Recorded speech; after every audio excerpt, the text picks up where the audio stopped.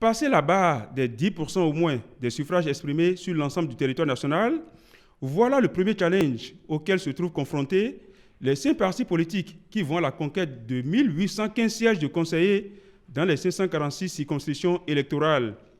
En termes de suffrage, cela équivaut à environ 520 000 votes exprimés en faveur du parti politique en compétition, qui plus est, des suffrages exprimés sur l'ensemble du territoire national. Cette réforme majeure, contenue dans le nouveau code électoral, est à son coup d'essai.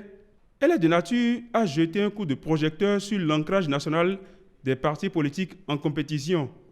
La loi est dure, mais c'est la loi.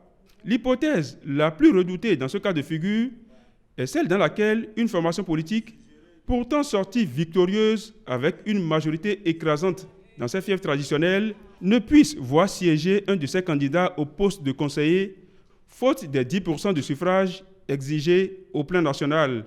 Mais une fois cet obstacle surmonté, les futurs conseillers communaux et municipaux du scrutin du 17 mai prochain seront investis avec un mandat bonifié.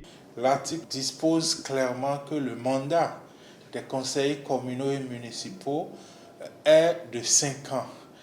Mais si vous regardez l'article 208 du même code électoral, en vue de l'organisation des élections générales en 2026, le code électoral a prolongé le mandat des élus locaux qui seront élus le 17 mai prochain.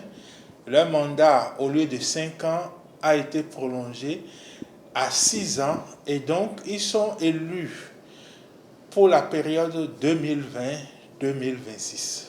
Ouverture d'un nouveau test électoral avec des partis politiques construits sur des bases plus élargies, en attendant de cerner le vrai visage du paysage politique béninois et ce qui reste des scories du passé, il y a lieu aussi de s'interroger sur les orgies financières des campagnes électorales menées tambour battant.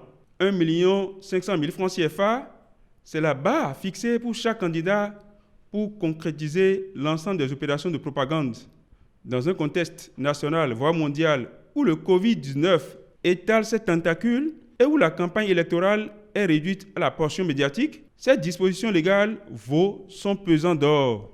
1 500 000 par candidat, je pense que ça peut suffire. Mais l'idée aussi, c'est de limiter l'influence de l'argent.